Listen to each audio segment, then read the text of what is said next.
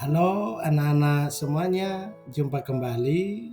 Apa kabarnya hari ini? Anak-anak yang terkasih, hari ini kita akan mengenal seorang tokoh istimewa dalam Alkitab. Namanya Yusuf. Dan kisahnya penuh dengan pertualangan seru. Bayangkan seorang anak laki-laki yang memiliki mimpi-mimpi besar. Dia punya baju warna-warni yang indah, tapi juga menghadapi banyak tantangan. Yusuf mengalami saat-saat sulit, tetapi dia tidak pernah menyerah. Dengan iman yang kuat dan hati yang baik, dia berhasil menjadi orang hebat dan menolong banyak orang. Kisah Yusuf mengajarkan kita bahwa Tuhan selalu menyertai kita, bahkan saat kita merasa kesendirian kita atau saat sedih. Seperti pelangi setelah hujan, Tuhan bisa mengubah kesulitan menjadi berkat yang indah. Anak sekalian, kan siap untuk mendengar kisah yang menakjubkan ini? Baik anak-anak, kita lanjut. Bapak akan menjelaskan tentang absensi atau pelaporan kehadiran kita. Anak-anak sekalian, Bapak minta nanti setelah anak-anak mengikuti kegiatan belajar mengajar ini secara virtual kita, dan bagi yang nantinya jaringan atau sinyalnya terganggu, silakan dapat menonton atau memutar ulang ya. Link video kegiatan belajar mengajar akan Bapak kirim di grup WA kita. Dan nanti daftar hadirnya juga dilaporkan lewat grup WA kita yang Bapak kirim di grup juga. Materi kita hari ini ialah kisah Yusuf.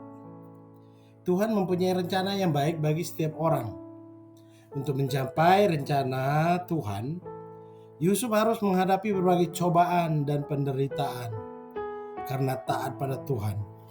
Maka Yusuf berhasil menjadi penguasa di Mesir. Tantangan, cobaan, dan kesulitan adalah jalan untuk mencapai sukses. Hadapilah setiap cobaan dengan tabah, kerja keras, dan tetaplah setia pada Tuhan seperti teladan Yusuf. Anak-anak sekalian, kita menyimak dan mengikuti lagu berikut ini dulu ya.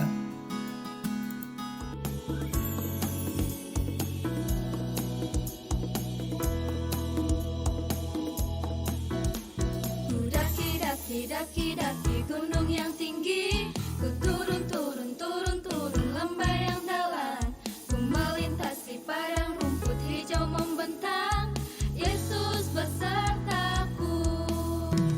Ku daki gunung yang tinggi, ku turun lembah yang dalam, ku melintasi padang rumput hijau membentang, Yesus besertaku.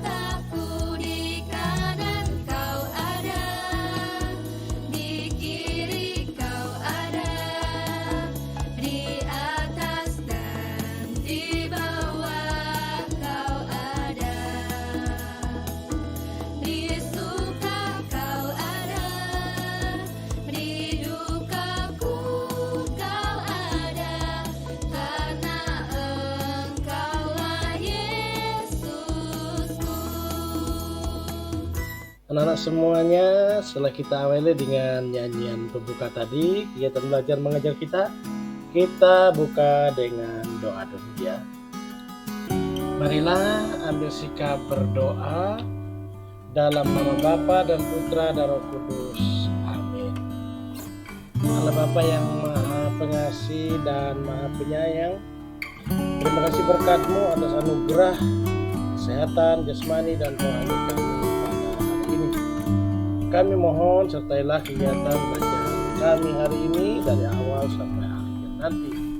Walaupun secara virtual, kami mohon ya Tuhan Yesus yang Maha Baik, kami bersyukur karena diberi anugerah kesehatan. Ya Bapa di surga, terangilah hati kami agar mampu membedakan yang buruk dan memilih untuk melakukan yang baik. Amin. Dalam nama Bapa dan Putra dan Roh Kudus. Amin. Mari anak-anak kita mengamati gambar. Gambar 1, perhatikan. Lomba memanjat jaring adalah suatu permainan yang cukup menantang. kita harus berani menghadapi rintangan, harus bersemangat juang yang tinggi dan tidak ceroboh. Kemudian lihat juga atau amati gambar yang kedua ini. Kita lihat ada berapa anak yang memanjat tadi. Lihat gambar dua ini, ada yang sudah sampai di puncak. Dia mengatakan, hore, aku berhasil, ya aku juara. Begitu sampai di atas. Lalu mengapa yang satunya tidak memanjat? Dia menjawab ketika ditanya, malas, aku jatuh. Penjelasan singkat dari Bapak, anak-anak sekalian, rasa malas, takut mencoba, tidak mau susah, menjadi penghambat kita mencapai sukses. Jadi hadapilah setiap tantangan dengan penuh semangat. Kemudian lihat juga atau amati gambar yang kedua ini. Kita lihat ada berapa anak yang memanjat tadi. Lihat gambar dua ini, ada yang sudah sampai di puncak. Dia mengatakan, hore, aku berhasil, ya aku juara. Mereka terus sampai di atas. Lalu mengapa yang satunya tidak memanjat? Dia menjawab ketika ditanya, malas, takut jatuh. Penjelasan singkat dari Bapak, anak-anak sekalian, rasa malas, takut mencoba, tidak mau susah, menjadi penghambat kita mencapai sukses. Jadi hadapilah setiap tantangan dengan penuh semangat. Baik, kita memasuki langkah pendalaman. Mari berlatih. Anak-anak sekalian, Bapak akan buat beberapa soal untuk menanggapi gambar-gambar tadi. Satu gambar ulang. Jawablah pertanyaan-pertanyaan berikut ini. Pertama, apa yang membuat anak-anak itu bisa mencapai puncak jaring tadi? Kedua, apa nasihatmu untuk anak yang berkata, malas, takut jatuh? Yang ketiga, bagaimana pengalamanmu menghadapi kesulitan atau cobaan dalam meraih suatu prestasi? Keempat, apa saja yang harus kalian lakukan agar berhasil mengatasi kesulitan atau cobaan? Baik anak-anak, mari menulis slogan di LKPD 1 ini. Mintalah bantuan orang tuamu untuk bersama membuat slogan yang berisi ajakan kepada teman-temanmu agar tetap bersemangat dalam menghadapi kesulitan dan tantangan untuk meraih cita-cita. Tulislah sloganmu di selembar kertas yang tebal. Hiasi sloganmu dan bingkailah untuk dipamerkan. Dan bisa dikirim di grup WA kita. Bapak akan menilai satu persatu tugas kalian. Menulis slogannya, salah satu contoh seperti ini, lembaran kertasnya, atau kalian cari kertas yang polos atau buku belajar seperti kita tetap muka. Dibuat slogan di sana dengan menarik, dihiasi, baru dikirim di grup WA kita. Anak-anak sekalian, KBM atau kegiatan belajar mengajar kita kali ini seperti biasa. Di awal juga Bapak katakan tadi, kita belum bisa bertatap muka secara langsung. Jadi yang tertinggal pelajaran materi dan tema kali ini tentang Yusuf. Nanti link kegiatan belajar mengajar kita akan Bapak kirim lewat grup kelas kita ya.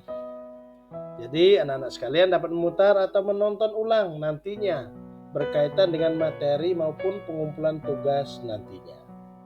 Dalam tema kisah Yusuf, tujuan pembelajaran Bapak sampaikan untuk kalian semuanya. Yang pertama, memahami nilai-nilai moral dan ajaran agama yang terkandung dalam kisah Yusuf. Yang kedua, mengembangkan rasa empati dan belas kasihan terhadap sesama, seperti yang ditunjukkan oleh Yusuf dalam kisah tersebut. Ketiga, mendorong anak-anak sekalian untuk meneladani ketabahan, kesabaran, dan kepercayaan kepada Tuhan seperti yang ditunjukkan oleh Yusuf dalam menghadapi cobaan hidupnya. Yang keempat, memahami pentingnya memaafkan dan memberikan kesempatan untuk berubah kepada orang lain, sebagaimana Yusuf memaafkan saudara-saudaranya meskipun mereka telah berbuat jahat padanya. 4. Mengaitkan pelajaran dari kisah Yusuf dengan kehidupan kita sehari-hari, siswa-siswi semuanya, dan mendorong mereka untuk mengaplikasikan nilai-nilai tersebut dalam interaksi sehari-hari dengan orang lain. Mari anak-anak sekalian mengamati dan membaca kitab suci. Dalam Kejadian bab 41 ayat 1 sampai 57. Adapun potongan singkatnya ialah Yusuf dijual saudaranya dan menafsirkan mimpi Firaun. Setelah dijual oleh saudara-saudaranya, Yusuf dibawa oleh pembelinya ke Mesir untuk dijadikan budak. Di Mesir, Yusuf dijual lagi kepada Potifar, seorang pegawai istana Raja Firaun, lalu dijadikan budak. Karena menolak ajakan majikannya untuk berbuat dosa, Yusuf difitnah, lalu dimasukkan ke dalam penjara. Yusuf sangat menderita, namun Tuhan Allah tetap melindunginya sehingga ia tidak binasa di dalam penjara. Bapak lanjutkan lagi, mari mengamati dan membaca kitab suci. Pada suatu malam, Raja Firaun bermimpi. Ia berdiri di tepi sungai Nil. Tiba-tiba dari sungai Nil itu muncul 7 ekor lembu. Lembu-lembu itu tampak gemuk dan indah. Lalu muncul juga 7 ekor lembu yang kurus dan buruk rupanya. Lembu-lembu kurus itu menyerang dan memakan habis ketujuh lembu gemuk itu. Lalu terjagalah Firaun. Setelah hatinya tenang, Firaun tidur lagi. Bapak lanjutkan lagi, mari mengamati dan membaca kitab suci. Dan muncul mimpi yang kedua. Firaun melihat 7 bulir gandum di tangkainya. Bulirnya penuh dan sehat. Tak lama kemudian muncul juga 7 bulir gandum yang kurus, tak berisi. Gandum kurus itu menelan habis ke-7 gandum sehat. Raja Firaun terjaga lagi. Ia heran dengan mimpi-mimpi yang aneh itu. Apa gerangan arti dari mimpi-mimpi itu? Demikian Firaun bertanya di dalam hatinya. Bapak lanjutkan lagi. Keesokan harinya Firaun memanggil semua tukang tafsir mimpi terkenal yang ada di kerajaannya. Setelah menceritakan kedua mimpinya, Firaun berkata, "Coba jelaskan apa arti dari mimpi-mimpi itu." Satu persatu mencoba menafsirkan mimpi itu, tapi tak seorang pun mampu menjelaskan arti mimpi itu. Maka bertambah gelisahlah hati Firaun. Pikirannya tidak bisa tenang. Lalu datanglah seorang pegawai istana menghadap raja dan berkata, "Tuanku yang mulia, sesungguhnya hamba mempunyai seorang teman yang pernah menafsirkan mimpi hamba. Dan apa yang dikatakannya benar terjadi pada hamba." "Siapa orang itu? Tinggal di mana ia?" tanya Firaun. "Namanya Yusuf, sekarang berada di dalam penjara," kata pegawai itu. "Panggillah dia dan bawa kemari," kata Firaun. Yusuf pun dikeluarkan dari penjara dan dibawa menghadap Firaun. Ketika melihat Yusuf, hati Firaun menjadi tenang. Ia kagum melihat Yusuf yang tampak tenang dan berwibawa. Lalu Firaun menceritakan mimpinya dan Yusuf mendengarkannya dengan penuh perhatian. Sudah itu, dengan suara yang meyakinkan, Yusuf menjelaskan arti mimpi-mimpi itu, katanya. Kedua mimpi Tuhan itu sama artinya, 7 lembu gemuk dan 7 bulir gandum berisi penuh, artinya 7 tahun berkat. Selama 7 tahun, Tuhan akan melimpahkan berkat-Nya di kerajaan ini. Pertanian akan tumbuh subur dan panen melimpah. Sesudah itu akan datang musim kering dan tandus selama 7 tahun pula.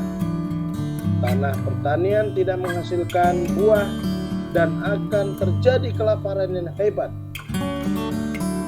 Kalau begitu, apa yang harus kulakukan? Tanya Firaun. Carilah orang-orang pandai dan bijaksana di negeri ini, kata Yusuf. Kemudian berilah mereka kuasa untuk mengumpulkan dan menyimpan bahan makanan yang berlimpah selama 7 tahun di seluruh kerajaan.